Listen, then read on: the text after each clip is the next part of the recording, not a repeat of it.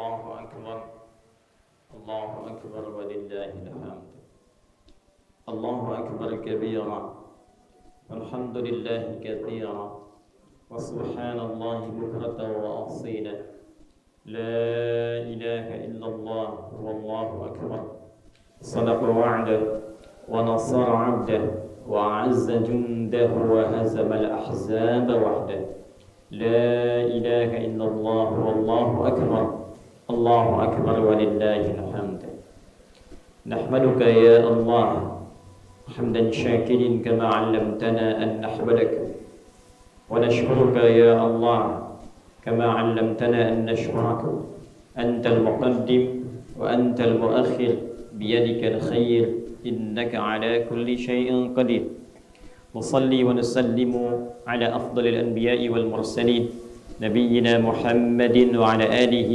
وصحبه وذرياته وأمته إلى يوم الدين أما بعد فيا عباد الله أوصي نفسي وإياكم بتقوى الله فقد فاز المتقون فلا تموتن إلا وأنتم مسلمون وقال تعالى يا أيها الذين آمنوا اتقوا الله حق تقاته ولا تموتن إلا وأنتم مسلمون الله أكبر الله أكبر ولله الحمد.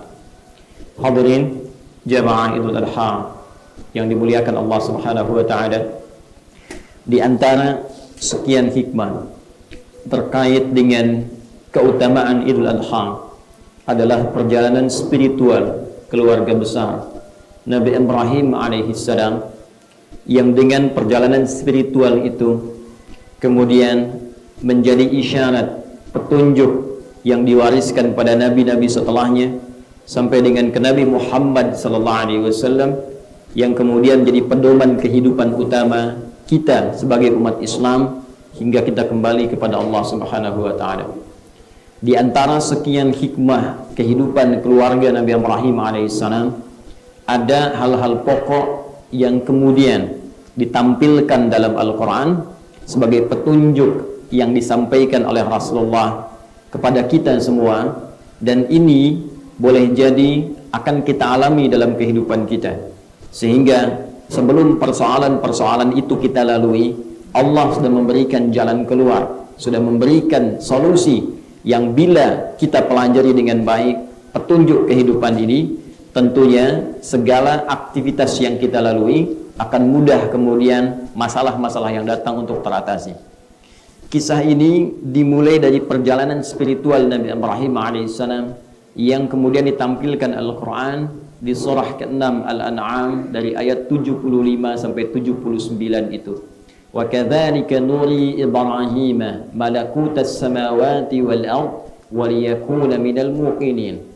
Dan demikianlah kami berikan penampakan, kami berikan jalan, kami berikan petunjuk kepada Ibrahim alaihissalam, supaya dengan itu bisa lebih mendekatkan diri kepada Allah Subhanahu wa taala.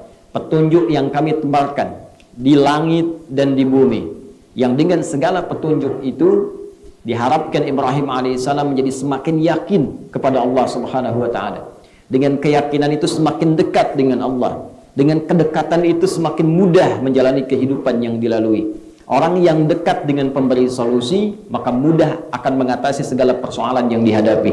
Maka orang yang dekat dengan Allah, apa yang tidak bisa diatasi oleh Allah Subhanahu wa taala.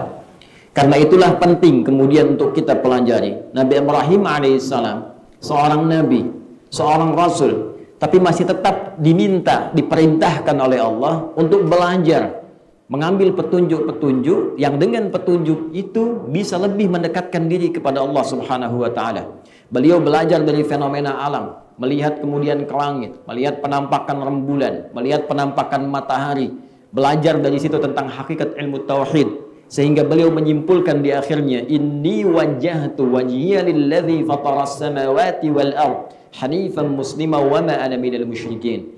Sungguh pada akhirnya segala kesimpulannya yang Tuhan itu hanya Allah, yang hak itu hanya Allah, sampai kemudian beliau memasrahkan dirinya, saya pasrahkan diriku betul-betul kepada Allah Subhanahu wa taala. Saya akan berusaha mendekat kepada Allah. Saya mau salat, saya mau ibadah, saya mau melakukan apapun sehingga hidup saya bermanfaat, mendapat ridha Allah, dan wafat pun dalam naungan Allah Subhanahu wa taala.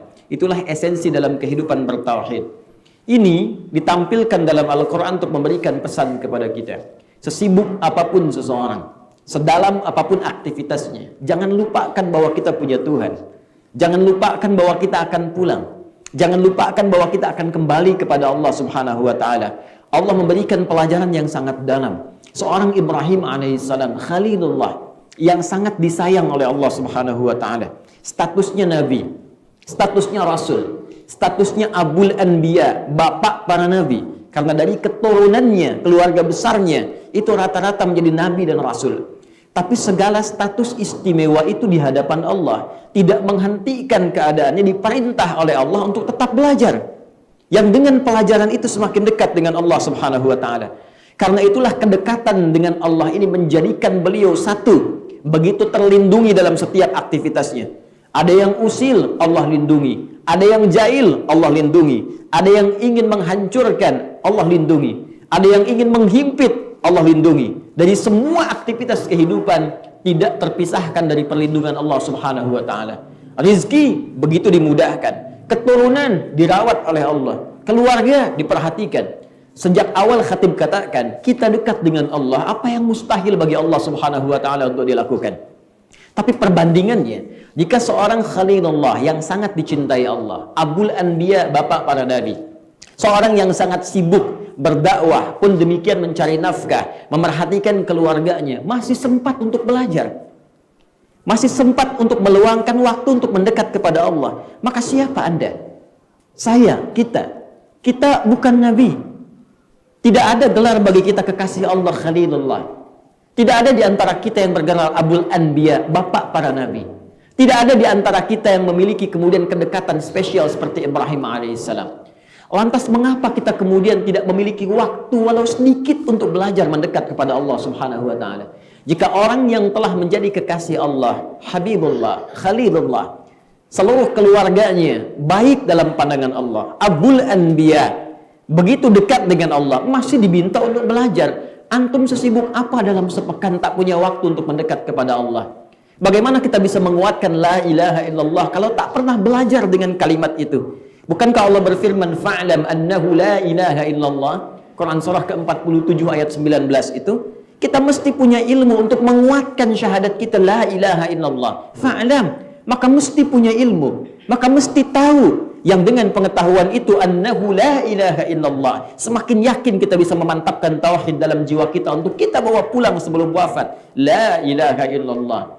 Perhatikan, satu dasar spiritual sederhana ini bila abai dilakukan, maka la ilaha illallah begitu mudah untuk luntur dari lisan bahkan hati kita dengan tawaran hanya mie instan, dengan tawaran hanya sarung saja, dengan tawaran kalimat-kalimat angin-angin surga dengan kata-kata cinta. Orang bisa meninggalkan kalimat la ilaha illallah hanya karena perkara dunia yang hilang bahkan sebelum dia wafat. Ini bagian yang pertama. Sampai dengan detik ini, 10 Dzulhijjah, hari Jumat, Sayyidul Ayyam, 1441 Hijrah. Bagaimana kalimat la ilaha illallah ini tertanam kuat dalam hati kita. Jangan-jangan saat sakaratul maut itu tiba, sebelum kita kembali kepada Allah, bila tidak melekat dalam jiwa, mustahil ia akan terpancarkan ke dalam lisan saat sakarat untuk mengucapkan la ilaha illallah. Dan tidak mudah untuk mengucapkan kalimat itu bila kalimat la ilaha illallah tidak pernah kita pupuk dan tanamkan kuat dalam jiwa kita. Pelajaran pertama. Pelajaran yang kedua, hadirin sekalian, Nabi Ibrahim alaihi salam setelah kemudian berumah tangga baik dengan Sayyidah Sarah ataupun juga Sayyidah Hajar alaihimussalam jami'an, tidak pernah merasa dan menjadikan kesolehan itu milik pribadi. Beliau kemudian salurkan, beliau sampaikan, beliau bagi nilai-nilai kesolehan itu dengan menghadirkan pendidikan dalam keluarganya. Istrinya diberikan pendidikan untuk mendekat kepada Allah, ditanamkan nilai-nilai keyakinan, dihadirkan nilai-nilai ibadah, sehingga dengan penyaluran nilai-nilai ibadah, dengan pembagian, share nilai-nilai kebaikan tadi yang mendekat kepada Allah, menjadikan satu keluarga ini utuh bertawakal kepada Allah Subhanahu wa taala. Dengan tawakal ini, sekarang perhatikan apa yang terjadi. Bukankah Nabi Ibrahim alaihi salam ketika dianugerahi oleh Allah Subhanahu wa taala anak pertama, dari rahim Sayyidah Hajar, diberi nama kemudian dengan Ismail alaihi salam. Bukankah diperintahkan oleh Allah Subhanahu wa taala untuk dibawa Ismail beserta ibundanya ditempatkan di tempat baru yang nyaris tak ditemukan bagian-bagian pokok untuk dikonsumsi guna menunjang kehidupan. Ya, dalam bahasa Al-Quran di surah ke-14 itu, di ayat ke-37 itu, biwadin ghairi dhi zar'in inda baitikal muharram. Ya Allah, hamba mohon ya Allah, berikan anugerah, perhatian, perlindungan, perawatan kepada keturunanku yang kau perintahkan untuk ditempatkan di daerah yang tandus. Ghairi dhi zar'in, ya, di tempat yang mustahil bisa diadakan cocok tanam di tempat itu. Tandus, gersang, bebatuan. Tapi inda baitikal muharram, aku bertawakal karena tempat ini mendapatkan keberkahan karena berada di sisi rumahmu ya Allah yang dimuliakan itu. Tapi kisahnya bukan di situ. Kisahnya adalah saat ditinggalkan Sayyidah Hajar dengan Ismail alaihi wassalam dalam keadaan masih bayi itu, masih dalam gendongan itu, masih dalam air susuan itu. Apa yang terjadi ketika akan ditinggalkan? Ada satu riwayat menyebutkan istrinya hanya bertanya, ahadza min amrillah? Apakah ini perintah Allah Subhanahu wa taala? Dijawab oleh Nabi Ibrahim. Ada yang mengatakan dengan riwayat hanya sekedar mengangguk saja karena tak boleh menoleh. Ada yang mengatakan bala tanpa menoleh. Ya. Begitu kemudian pergi fantalaka, meninggalkan istri dan anaknya itu. Apa yang kemudian direspon oleh istrinya? Ketika suami memberi isyarat ini perintah Allah, ada yang sangat mengagumkan, terhunjam dalam jiwanya. Laukana min amrillah, kalaulah ini semua perintah Allah, pasti Allah tidak akan pernah menyia-nyiakan hambanya. Pasti Allah akan menjaga hambanya. Pasti Allah akan memberikan kebutuhan kepada hambanya. Pasti Allah akan memberikan perlindungan kepada hambanya. Ini yang sangat luar biasa. Sehingga dengan ketawakalan itu, apa yang terjadi? Sayyidah Hajar semakin semangat untuk mendidik Ismail, merawatnya, mencari segala kebutuhannya, sampai menemukan air Zam-Zam dengan izin Allah Subhanahu wa ta'ala. Kisah ini kalau kita tarik ke dalam dunia kehidupan kita kekinian, ingin memberikan pesan kepada kita. Tugas suami yang Allah kemudian telah tetapkan di Quran surah keempat, ayat 34 itu, di antara sekian tugasnya, dibiarkan kemudian ditetapkan oleh Al-Quran untuk bisa fokus mencari nafkah. Ar-rijalu qawwamuna 'alan nisa bima faddalallahu ba'dahum 'ala ba'dhin wa bima anfaqu min amwalihim. Di antara tugas suami yang paling pokok selain menjaga, menyayangi, melindungi keluarganya, ditugaskan oleh Allah dengan segala komponennya untuk mencari nafkah. Bukankah saat mencari nafkah itu ia akan meninggalkan keluarganya? Boleh jadi ia akan punya tugas seperti Nabi Ibrahim punya tugas. Mungkin dia akan pergi ke tempat yang jauh. Mungkin akan berpisah dengan keluarga sementara waktu. Ada yang sehari, ada yang 3 hari, ada yang sepekan, bahkan berbulan-bulan. Jika tarbiyah tidak hadir dengan kuat dalam kehidupan rumah tangga, jika istri dan keluarga tidak diberikan kekuatan dari sejak awal, belum tentu bisa kuat ditinggal oleh suami. Mungkin dia akan mengeluh. Boleh jadi dia akan sering bertanya. Tugas suami pun belum tentu bisa maksimal. Alih-alih bekerja dengan semangat, boleh jadi setiap hari akan datang WA, datang pertanyaan, datang telepon. Yang satu rapuh, yang satu tidak sempurna pekerjaannya. Maka kisah ini mengajarkan kepada kita, sebelum pergi, sebelum berangkat, sebelum tugas, hadirkan kemudian kekuatan di rumah tangga. Berikan kekuatan pada istri, bahwa saat suami pergi keluar, ini tugas dari Allah Subhanahu wa ta'ala. Sayang mustahil Allah meninggalkan kita. Sayang yakinkan Allah akan merawat keluarga kita. Sayang dekatkan dirimu dengan Allah, sehingga Allah akan jaga kita kapanpun kita berada. Aku hanya berangkat hari ini, tapi kalau engkau yakin dengan segala kekuatan, saat aku pulang pun lebih dulu menghadap kepada Allah, engkau akan semakin dekat dan yakin dengan Allah Subhanahu wa ta'ala. Kalau baru ditinggal 1-2 hari sudah rapuh, maka bagaimana ketika ditinggal untuk selamanya? Karena itu penting kita berbagi kesolehan, tidak hanya untuk pribadi, tapi jadikan kesolehan itu kemudian meresap dalam benih-benih kehidupan keluarga kita secara total. Ini diantara hikmahnya. Hadirin, bagian ketiga yang tidak kalah penting. Ibrahim alaihi salam. Tadi kami sampaikan statusnya Abul Anbiya, bapak para nabi. Khalilullah, yang sangat dikasihi, dicintai Allah. Sangat dekat dengan Allah Subhanahu wa ta'ala. Bahkan manusia pilihan yang namanya langsung disebut dengan keluarganya dalam Al-Quran. Quran surah ketiga, ayat 33. Innallaha astafa Adam wa Nuha wa ala Ibrahim wa ala Ibrahim wa ala Imran 'alal 'alamin. Sungguh Allah telah memilih teladan dari kalangan manusia. Adam alaihissalam, tunggal bentuknya satu, tidak disebutkan keluarganya. Nuh alaihissalam, tunggal bentuknya satu, tidak disebutkan keluarganya. Ketika masuk kepada Ibrahim alaihissalam, disebutkan keluarganya. Wa ala Ibrahim. Kenapa disebutkan keluarganya? Karena Ibrahim alaihissalam berhasil mendidik keluarganya, membagi nilai kesolehannya, sehingga utuh satu keluarga soleh dalam pandangan Allah subhanahu wa ta'ala. Bahkan puncak Nabi terakhir, Nabi Muhammad sallallahu alaihi wasallam, adalah berakar kuat, bersumber dari keturunan Nabi Ibrahim alaihissalam, jalur Sayyidina Ismail alaihissalam. Dengan segala status ini, kami ingin tegaskan Ibrahim masih seorang ayah. Ibrahim masih punya tugas selain berdakwah untuk mencari nafkah. Ibrahim masih punya tugas selain mencari nafkah untuk menyayangi anak-anak dan keluarganya. Sehingga kami ingin ilustrasikan ketika beliau bertugas masih di Palestina, sedangkan anaknya Ismail sudah ada di Mekah beserta ibundanya. Di antara kesibukannya berdakwah, bahkan disebut dengan Ibrahim, ada yang menyebutnya dari bahasa Aramaik, ya, sebagai orang yang senang menyeberang, berpetualang untuk berdakwah, pergi ke Irak, pergi ke Mesir, pergi ke Palestina, pergi ke Mekah, kemana-mana beliau berdakwah. Tapi juga ada yang menyebutkan dari kata Abun Rahim, sesibuk-sibuknya ini masih menjadi ayah yang sangat penyayang. Sesibuk-sibuknya masih sempat nengok Ismail. Ini Ismail gaulnya dengan siapa? Ini Ismail bagaimana mendapatkan perawatan dari lingkungannya? Ismail bagaimana kemudian hidup di lingkungannya yang sejak saya tinggalkan itu masih sempat nengok ayahnya. Masih sempat komunikasi dengan anaknya.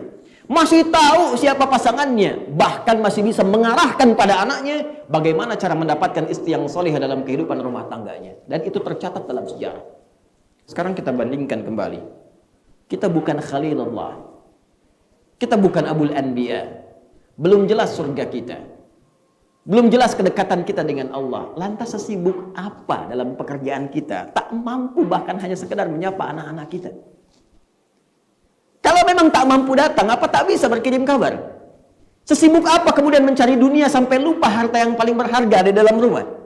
Bukankah kita mencari keluar untuk dibawa ke dalam? Sekarang Anda sibuk keluar, sementara yang di dalam harta paling berharga tak pernah tersentuh oleh perhatian kita. Maka pelajaran ketiga memberikan kesan kepada kita. Jika dalam kehidupan rumah tangga, sekalipun memiliki tugas masing-masing yang pokok, tetap tidak melupakan yang paling pokok, yaitu perhatian antar sesama anggota keluarga. Jika ini bisa dilakukan, maka perhatikan apa yang terjadi. Saat Nabi Ibrahim diberikan tugas di Mekah Al-Mukarramah untuk kembali meninggikan pondasi Ka'bah yang hancur di masa Nabi Nuh alaihissalam. Saat bapaknya mau kerja, anaknya terbersih untuk membantu, dan diabadikan di Quran surah kedua ayat 127 itu. Wa idh yarfa'u Ibrahimul qawa'ida minal bait wa Ismail Rabbana taqabbal minna innaka antas samiul alim. Ketika kami perintahkan Ibrahim alaihissalam untuk meninggikan kembali bangunan Ka'bah yang hancur di masa Nabi Ibrahim alaihissalam, tiba-tiba datang Ismail ingin membantunya. Dalam bahasa Arab, kalau pelaku disandingkan secara bersamaan, maka tugasnya pokok bagi keduanya. Jika kalimatnya berbunyi di luar Al-Quran, misal wa idh yarfa'u Ibrahimu wa Ismailul qawa'id, artinya tugasnya dilakukan dengan porsi yang sama oleh Ibrahim dan Ismail. Tapi ketika dipisahkan, yang satu belakang, yang satu paling awal, takdim wa ta'khir. Takdim disebutkan di awal, takhir disebutkan di akhir. Ini menunjukkan yang pokok yang diperintahkan itu yang pertama disebut. Yang belakangan itu melihat pengen bantu.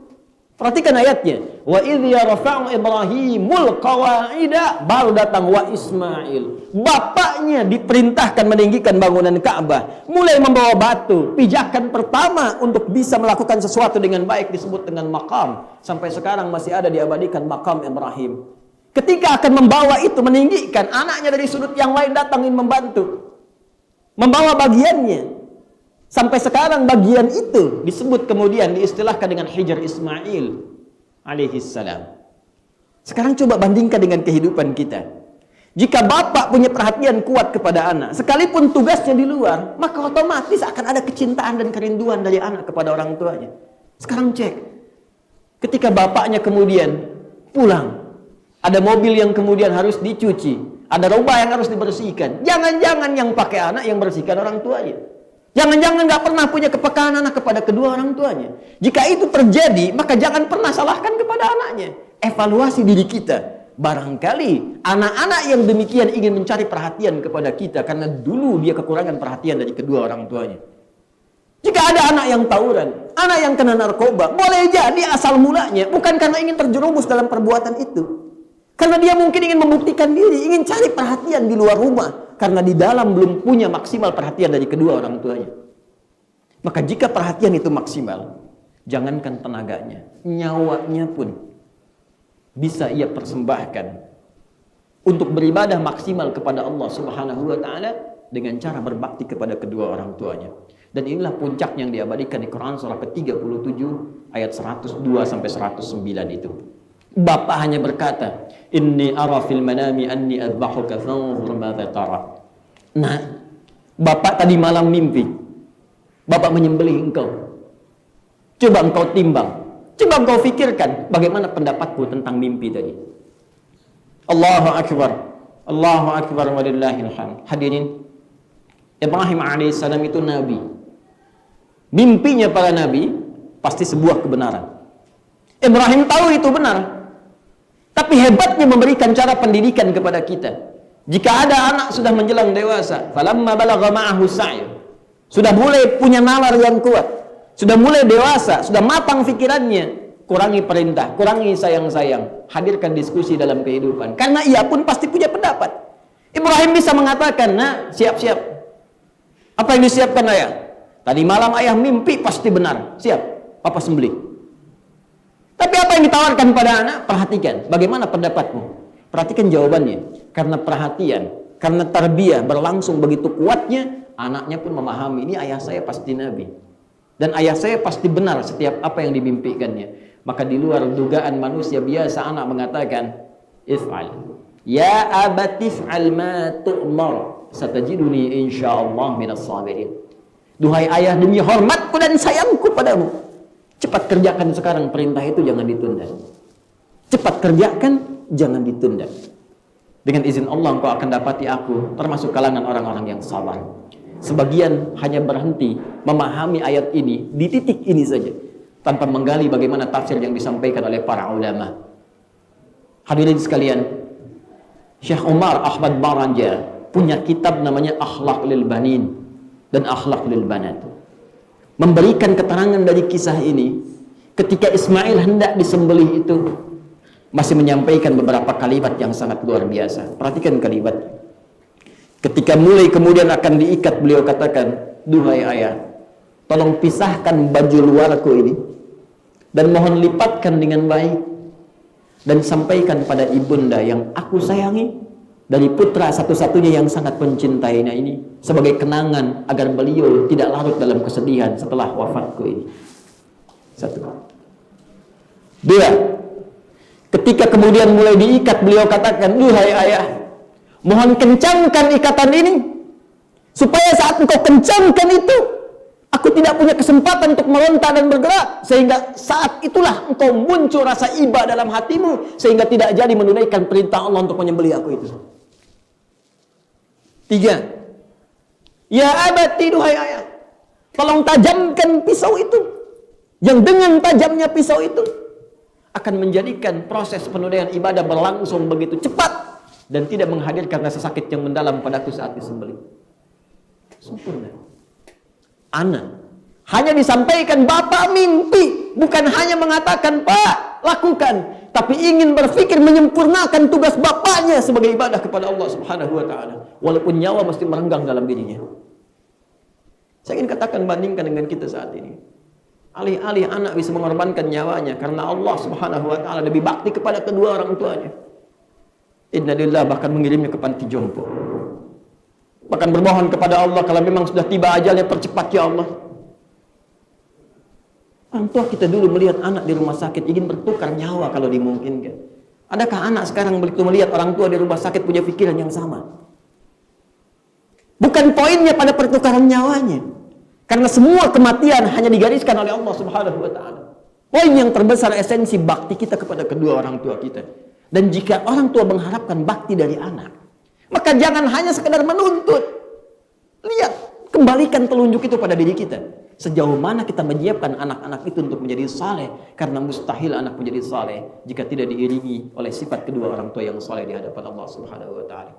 Kisah tadilah yang menjadikan ketentuan syariat bahwa ketika semua itu dilakukan karena Allah, maka endingnya selalu kebahagiaan. Maka digantilah wafadainahu, diganti tebusan Ismail alaihissalam bidzibhin azim, dengan sembelihan yang sangat besar, sembelihan yang sangat gemuk, sembelihan yang penuh dengan manfaat. Artinya apa?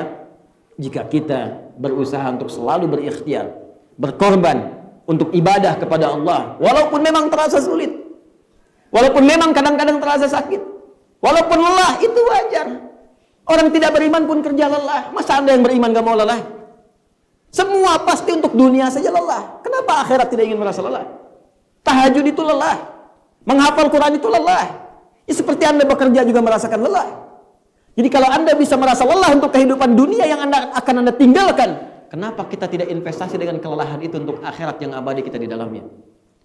Dan dari kisah semua tadi, akhirnya pasti akan melahirkan kebahagiaan ketika kita dekat dengan Allah Subhanahu wa taala. Bahkan kisahnya abadi sampai kini. Bukankah Zam-Zam itu abadi sampai hari ini? Bukankah penyembelihan hewan kurban abadi sampai saat ini? Bukankah sunnah menyembelih hewan kurban yang tadi dilakukan terjadi sampai saat ini? Menajamkan pisaunya, ikat dengan kuat, perlakukan baik hewannya. Bukankah semua sunnah tadi berasal dari kisah-kisah yang disampaikan tadi? Karena itulah kisah ini seluruhnya, walaupun singkat disampaikan, setidaknya mesti menjadikan bahan evaluasi paling minimal setahun sekali. Jangan sampai selama setahun kita diingatkan dengan prosesi Idul Adha ini hanya menjadikan formalitas sholat dan menyembelih kemudian tuntas dan selesai. Tidak, saudara-saudariku. Lebih daripada itu, setahun sekali adalah momentum untuk berkumpul dengan keluarga. Momentum untuk evaluasi. Lihat anak kita yang lucu-lucu itu. Lihat keluarga kita, cucu kita. Tanyakan apakah mungkin bertemu kembali di akhirat nanti. Apakah bisa bersatu di surga nanti dengan rahmat Allah Subhanahu wa taala? Kalau sadar itu begitu berat untuk dilakukan, setidaknya berjuanglah sejak kini supaya semua itu menjadi penilaian terbaik di sisi Allah Subhanahu wa taala untuk mengabulkan apa yang telah kita ikhtiarkan. Semoga tausiah singkat ini bisa memberikan bekal terbaik kepada kita untuk berkontemplasi, merenung bersama keluarga besar tercinta, dan mudah-mudahan semangat kita untuk tinggal di Taman Firdaus ini mempertemukan kembali kita semua di akhirat nanti dengan izin Allah di Firdaus yang sesungguhnya. Kita telah berikhtiar dengan harta kita, berikhtiar dengan fisik kita, berikhtiar dengan pikiran kita. Maka sempurnakan ikhtiar itu dengan mengamalkan apa yang telah kita rencanakan. Hanya itu yang terbaik yang kita lakukan sebelum kita pulang. Karena ada saatnya kita pasti akan kembali. Saya menyiapkan dari sejak malam untuk hadir di sini. Rasa-rasa ingin pulang. Kemudian untuk kembali ke sini. Ternyata di antara hikmah yang Allah hadirkan, saat pulang itulah istri saya menyampaikan, ada di antara seorang wali murid yang malam tadi meninggal menghadap Allah Subhanahu wa taala. Tak ditemukan gejala penyakit sebelumnya, tapi ia masih terus semangat menunaikan puasa di hari Kamis itu sampai ia berjuang saat bukanya, dan setelah itulah ia kembali kepada Allah Subhanahu wa taala. Maka saya katakan, duhai siapa diri yang fakir yang hina ini, yang masih punya waktu untuk berbuat maksiat, yang masih punya peluang untuk berbuat salah. Sedangkan orang yang tidak pernah disebut ustaz, bahkan mungkin tidak pernah ceramah, boleh jadi ia dikenal baik dalam komunitas langit sebagai hamba yang saleh, yang wafat dalam keadaan husnul khatimah setelah ia berpuasa Arafah, dan ia kembali dalam keadaan husnul khatimah insyaallah. Maka siapa kita yang masih punya kesempatan untuk berbuat salah dan masih merasakan santai dalam menjalani kehidupan ini, padahal kita diburu oleh kematian yang kapan saja bisa hadir dalam kehidupan kita.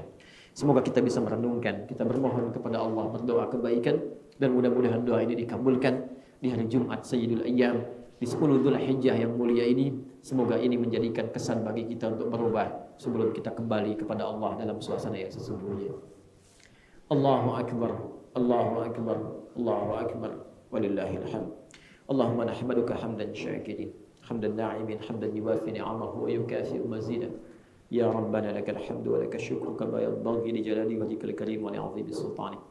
Allahumma salli wa sallim wa barik ala rasulikal karim nabiyyikal amin sayyidina Muhammadin wa ala alihi wa sahbihi ajma'in.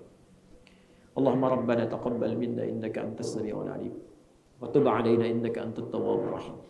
Ya Allah, mohon berkenan menerima seluruh amalan kami yang telah kami tenun dari sejak balik sampai dengan saat ini, ya Allah. Kami tidak tahu dari sekian banyak ibadah yang kami tunaikan berapa yang telah Engkau terima. Namun kami yakin dengan sifat syukur-Mu, ya Allah, dengan nama-Mu yang mulia, yang menerima walaupun sedikit, ada sebagian yang Kau nilai baik dalam pandang-Mu, ya Arhamar Rahimin. Engkau maha mendengar apa yang kami mohonkan, Engkau maha mengetahui apa yang kami siratkan. Maka mohon terima dari semua ikhtiar yang kami telah lakukan, ya Arhamar Rahimin. Rabbana la tada' lana fi maqamina hadha fi kulli maqamin dhanban illa ghafartah. Ya Allah, jika ada di tempat ini atau dimanapun hamba-Mu ada yang masih berlumur dengan dosa, ya Allah, maka mohon jangan biarkan mereka di hari ini, kami di hari ini, ya Allah, masih berlumur dosa. Ampuni dosa-dosa kami, ya Allah. Hapuskan segala kesalahan kami, ya Allah, dan berikan kesempatan pada kami untuk berubah lebih baik dalam pandangan-Mu sejak hari ini dan selanjutnya, ya Arhamar Rahimin.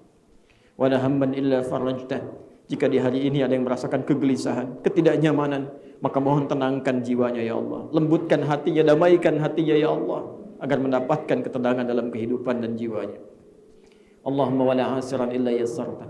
Jika ada yang tengah mengalami kesulitan dalam hidupnya, ya Allah, saat ini, di rumah tangganya, di pekerjaannya, kehidupan sosialnya, maka mohon kuatkan batinnya, ya Allah. Mudahkan segala urusannya dan hilangkan segala kesulitan-kesulitannya, ya Allah. Anugerahkan hikmah terbaik untuk belajar dari setiap kesulitan yang dialami, ya Arhamar Rahimin. Wala maridan illa syafaitah. Jika ada hamba-Mu saat ini yang diuji dengan penyakit seberat apapun, maka mohon angkat dan sembuhkan penyakit itu, ya Allah. Allahumma idzab 'anna al-ba'sa, ya Allah. Idzab 'anna al-ba'sa wal waba wa khasatan corona, ya Arhamar Rahimin. Ya Allah, kami mohon angkat segala penyakit, hilangkan segala penyakit wabah, pandemi khususnya corona pada saat ini, ya Allah.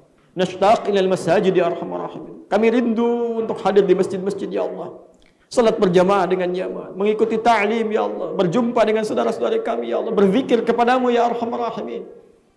Allahumma Rabbana atina fid dunya hasanah wa fil akhirati hasanah wa qina adzaban nar. Qaribna ilaika, ya Allah, qurbanan haqqa. Ya Allah, mohon anugerahkan kepada kami segala kebaikan di dunia, kemuliaan di akhirat, dan jauhkan kami dari ancaman neraka, ya Allah. Dan dekatkan kami kepadamu, ya Allah, dengan kedekatan yang benar. Waj'alna min ummati Muhammad sallallahu alaihi wasallam. Dan jadikan kami termasuk umat Nabi Muhammad sallallahu alaihi wasallam yang berjumpa dengan beliau, ya Allah, yang dapat mendapatkan rahmat-Mu, ya Arhamar Rahimin. Allahumma ya Rabb, Allahumma ya Rabb, alif baina qulubina, ati anfusana taqwa wa zakkiha anta khairu man zakkaha, anta waliyuha wa maulaha. Ya Allah, lembutkan hati kami, ya Allah. Bersihkan hati kami dari kotoran-kotoran hati. Jauhkan kami dari perpecahan, ya Allah. Satukan kami dalam keindahan dan cinta serta kebaikan, ya Arhamar Rahimin. Allahumma ihfaz biladana Indonesia waj'al umara'ana udala. Ya Allah, jaga negeri kami Indonesia, ya Allah, dan berikan taufik, hidayah, petunjuk kepada para pemimpin yang mengelola negeri ini, ya Allah, agar dapat mengerjakannya dengan adil sesuai dengan petunjuk-Mu. Wahfadh ulama'ana, ya Allah, waj'alhum mukhlasin fi da'watihim, ya Allah, ilal haqq. Kami mohon lindungi, ya Allah, jaga para ulama kami dan berikan kekuatan untuk mereka agar ikhlas dalam berdakwah karena-Mu, ya Rabbal Alamin. Allahumma bifadlika subhana rabbika rabbil izzati amma yasifun wa salamun alal mursalin wa akhiru da'wana subhanakallahumma bihamdika nashhadu an la ilaha illa anta nastaghfiruka wa natubu ilaik walhamdulillahi rabbil alamin. Barakallahu li wa lakum fil Qur'anil azim wa nafa'ani wa iyyakum bima fihi minal ayati wa dhikril hakim. وتقبل مني ومنكم تلاوته إنه هو السميع العليم وآخر دعوانا أن الحمد لله رب العالمين ثم السلام عليكم ورحمة الله وبركاته.